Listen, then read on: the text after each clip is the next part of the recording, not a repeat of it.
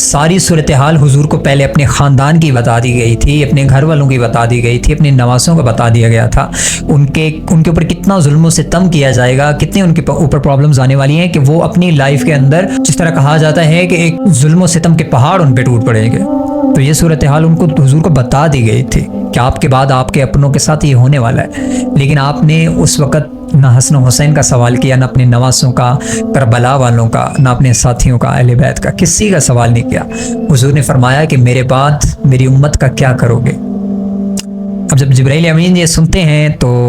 वहाँ से जाते हैं अल्लाह के पास, अल्लाह के सामने जाके अर्ज़ करते हैं कि आका ये फरमा रहे हैं कि मेरे बाद मेरी उम्मत का क्या किया जाएगा। तो अल्लाह रब्बुल इज़्ज़त ने उस वक़्त ये पैगाम भेजा। अब यकीन जाने ये जो सवाल उस वक़्त हमारे प्यारे नबी ने उठाया था और ये जो बात अल्लाह के सामने आखिरी वक़्त में रखी थी, आप इस चीज़ के ऊपर एग्री करेंगे कि कभी मुलाकात के आखिर में कोई शर्त रखी जाती है कि जब उसके बाद फिर मुलाकात हो जाती है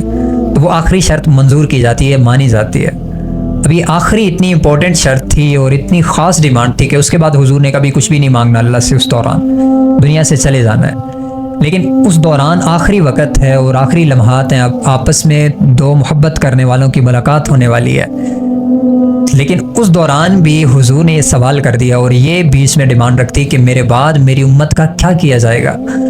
आप जब अल्लाह से ये अर्ज़ करते हैं जिब्राइल जाके, तो अल्लाह रब्बुल इज़्ज़त फरमाते हैं कि मेरे महबूब को ये पैगाम दे दो कि हम आपकी उम्मत को आपके बाद कभी भी तन्हा नहीं छोड़ेंगे। अब ये जो अपने महबूब को अल्लाह रब्बुल इज़्ज़त ने उस दौरान एक मोहब्बत भरा तोहफ़ा दिया और मुलाकात से पहले ये अल्लाह रब्बुल इज़्ज़त ने अपने महबूब की जो बात को माना है, इस बात की ही बदौलत आज हमारे ऊपर इतने एहसानात, जितने भी दुनिया के ऊपर अल्लाह रब्बुल इज़्ज़त ने एहसान फरमाए हैं, जितने भी हुजूर अकरम सल्लल्लाहु अलैहि वसल्लम के अपने उम्मत के लिए तकलीफ़ें बर्दाश्त की और उसके बाद जितने भी एहसानात थे, ये ऐसा बड़ा एहसान था कि एक अल्लाह वाले लिखते हैं कि पहले जब कोई उम्मत आती थी, पहले नबियों की जितनी भी उम्मतें होती थी, उनके दिल में कोई भी ऐसा वैसा कोई बुरा सवाल, कोई बुरा वसवसा, कोई बुरा ख्याल, कोई बुरा ऐसी चीज़ जो वो करना चाहते हैं अभी की नहीं है,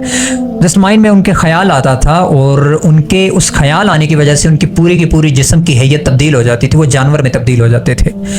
अगर उनकी बॉडी किसी तरह की भी है, वो इंसान है, मर्द है, औरत है, वो जानवर के अंदर तब्दील हो जाते थे अगर वो कोई बुरा काम करने का सोचते भी थे।